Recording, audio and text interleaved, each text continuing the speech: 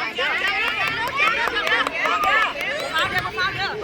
เสื้อเด้อเวลามีเสียงเวียนมีสองนะเพราะว่าครูสีลมเขาจะบอกเวลาได้ยินเสียงเวียนล่ะให้ดึงเอามา